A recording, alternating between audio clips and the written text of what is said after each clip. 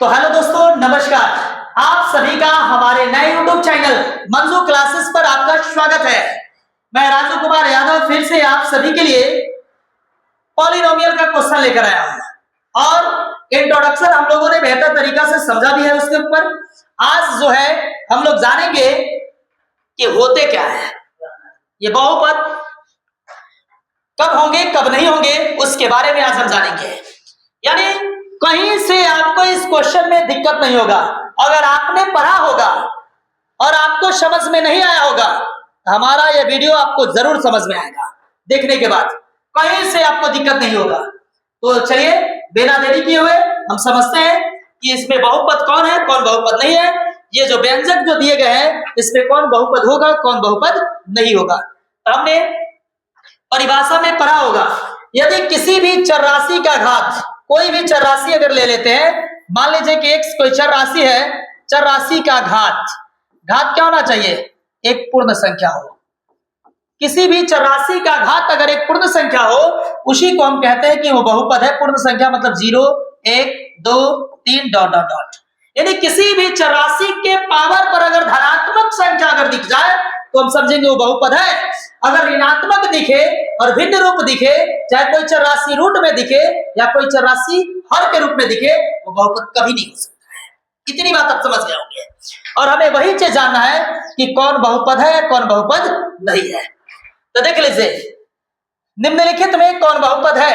तो x square 3x + 6 चर राशि का पावर ये धनात्मक है, इस पर भी एक छुपा हुआ है, मतलब धनात्मक है। तो चर राशि के पावर पर अगर धनात्मक संख्या हो तो क्या होते हैं, बहुपद होते हैं। इसलिए क्या होगा, बहुपद है। बिल्कुल समझ में आ रहा होगा कि बहुपद है कि न है। तो किसी भी चर राशि के पावर पर धनात्मक या धनात्मक संख्या, इसलिए बहुपद है। मैंने अभी जस्ट बताया कि कोई भी चर राशि एक्स है कि नहीं, और चर राशि कभी भी हर में नहीं होना चाहिए। ऊपर अंश होता है, नीचे हर में के रूप में कभी भी चर राशि नहीं होना चाहिए। अगर चर राशि अगर हर के रूप में दिख जाए तो बहुपद नहीं होगी।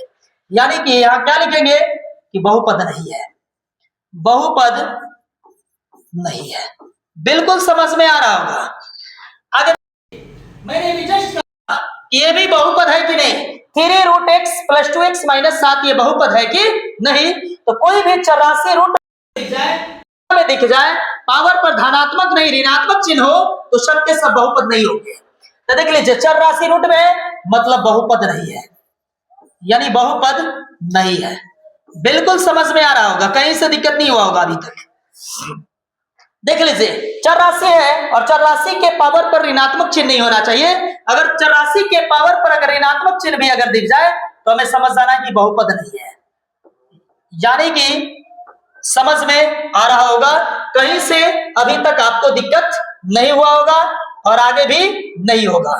बस हमारे साथ लाइव सेशन में बने हुए मतलब दिक्कत नहीं हो सकता है। देख लीजिए, एक तो मैंने अभी सीखा कि चर राशि बटा में नहीं होना चाहिए, बटा में हो तो बहुपद नहीं होंगे। चर राशि रूट में नहीं रहना चाहिए, बहुपद नहीं होंगे। देख लीजिए चर राशि के पावर पर ऋणात्मक चिन्ह नहीं होना चाहिए, वो बहुपद नहीं है। अब देख लीजिए चर राशि यहाँ यू दिया है और यू भी रूट में है, यानी कि रूट में नहीं होना चाहिए, इसलिए क्या है, बहुपद नहीं है। बिल्कुल समझ में आ रहा होगा। हमारी बात अगर आपने समझ गया होगा तो आपको दिक्कत नहीं हो रहा होगा।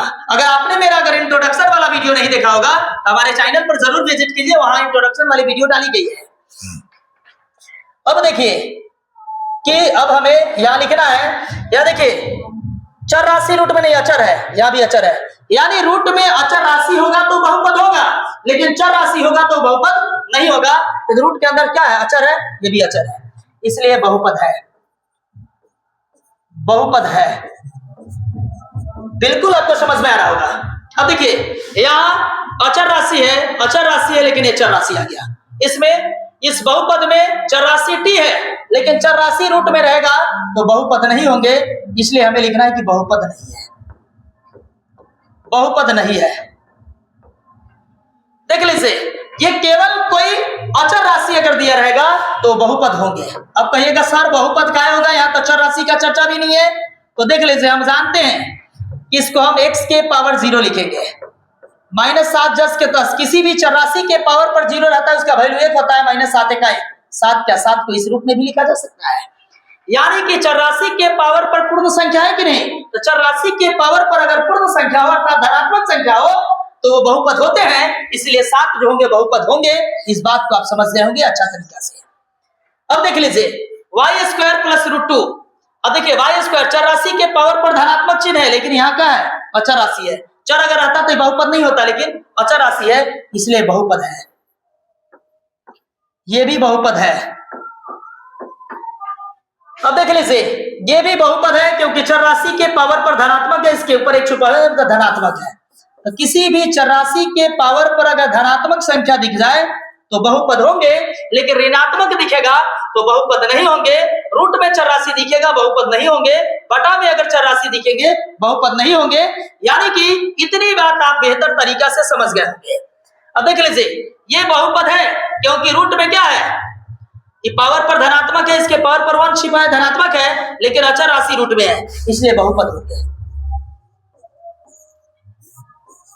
आई होप कि इस सारे क्वेश्चन का सॉल्यूशन आपको बेहतर तरीका से समझ में आया होगा। कहीं से अभी तक आपको दिक्कत नहीं हुआ होगा और शायद आगे भी आपको दिक्कत नहीं होगी। बस हम आगे की ओर बढ़ते हैं। अगला क्वेश्चन क्या कहता है? बहुपद में अब कहीं से आपको दिक्कत नहीं होगा। तो सॉरी, असुविधा के लिए खेद है, लाइट कट गई है। अब अगले वीडियो के साथ मिलते हैं। धन्यवाद।